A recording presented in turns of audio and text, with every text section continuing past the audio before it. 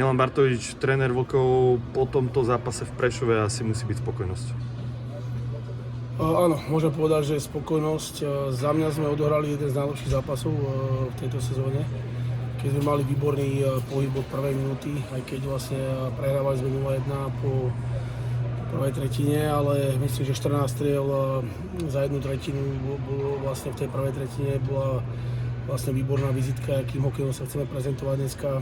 Hrali sme rýchlo, tačali sme puky, tlačili sme sa do brány, hej, a vlastne a po prvom góle myslím, že sme dostali viac aj takú istotu na hokejky.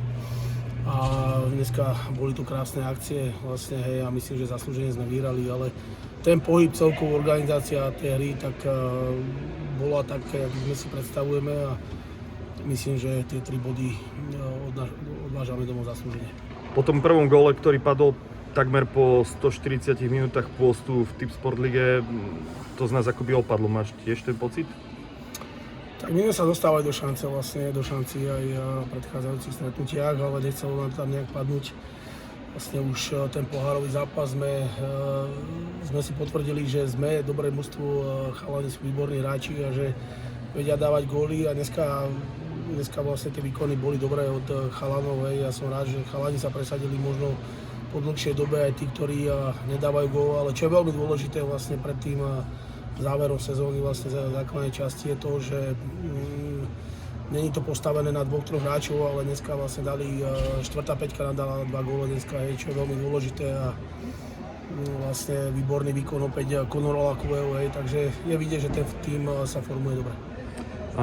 Dnes odohral 6. zápas v Extralige, Daniel Gachulinec bol aj kapitán, možno čo k jeho výkonu alebo k tomu vysokému číslu štartov v najvyššej súťaži? Na Gachovi bolo vidieť obrovská chuť dneska, že chce zvíťaziť, hecoval tým neskutočným spôsobom, vlastne už po každej tretine tam mal príhovor, čo je výborné, vlastne potrebujeme takýchto lídrov, jak je Gacho, a myslím si, že dnes hral veľmi dobre ten zápas a ja mu môžem vlastne len pogratulovať k vlastne tomu 6. zápasu v Extralige, a vlastne okorenil to aj krásnym gólom, takže myslím si, že za tú jeho tvrdú prácu, čo odvádza za celý rok, si to zaslúži, a jasne, že veľká gratulácia. 2 zápasy, 2 víťazstvá, trofej na našom konte, takže najlepšia pozvánka si pre fanúšikov na domáci zápas so Zvolenom. Dnes ich tu bolo inak veľmi veľa, atmosféra si uzná, že bola výborná.